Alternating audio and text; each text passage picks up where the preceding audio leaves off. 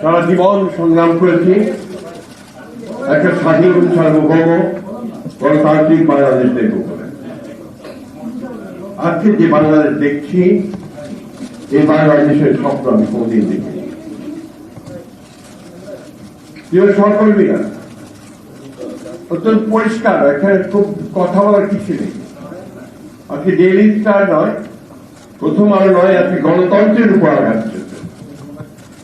আমার স্বাধীনভাবে চিন্তা করার অধিকার, আমার কথা বলার যে অধিকার, তারপর আবার আঘাত এসেছে। জুলাই যুদ্ধের উপর আঘাত এসেছে। জুলাই যুদ্ধ ছিল এই দেশের মানুষের অধিকার প্রতিষ্ঠার ক্ষেত্র, আজকে সেই জায়গায় আঘাত এসেছে।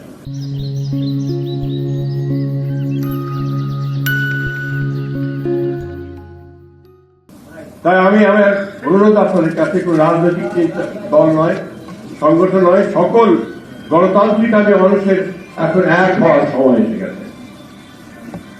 আমরা যারা অন্ধকার থেকে আলোতে আসতে চাই, আমরা যারা আমাদের বাংলাদেশকে সত্যিকার অর্থেই একটা স্বাধীন সার্বভৌম গণতান্ত্রিক বাংলাদেশ হিসেবে দেখতে চাই, তাদেরকে আজকে শুধু সচেতন হলে চলবে না, রুখে দাঁড়াতে হবে।